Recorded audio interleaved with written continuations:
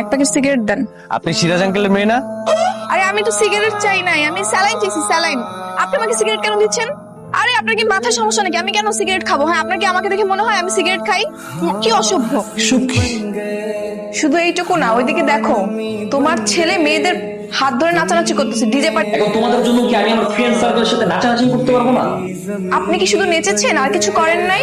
Don't cross your limit. তুমি আমাকে বারবার করে সন্দেহ করছো, আমি সেই ধরনের ছেলে না। আমার মনে হয় তোমাদের বিয়ে হয়ে গেলে সব ঠিক হয়ে যাবে। হয় ওকে সব মেয়েদের সঙ্গ ছাড়তে হবে, নাহলে আমি ওকে বিয়ে। সবারই তো মেয়ে ফ্রেন্ড আছে, ওর মেয়ে ফ্রেন্ড আছে, কেন বাবা তোমারও তো মেয়ে ফ্রেন্ড আছে। মামি আমি রাজি, বিয়েটা হবে, সমস্যা নেই।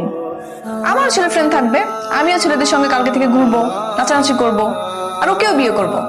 তারপর দেখি ও কিভাবে সহ্য করে থাকে। এটাই হবে তোর শাস্তি। মানে সেটা কালকেই তুই টের। এবার কি হইতেছে এসব? আড্ডা দিচ্ছি, এরা কারা? এদের সাথে আবার কি? সে আমার নিউ ফ্রেন্ড। তো আজকে আমি ওদের সাথে আড্ডা দিব, ঘুরবো, রাত্রে ওর জন্মদিনের পার্টি।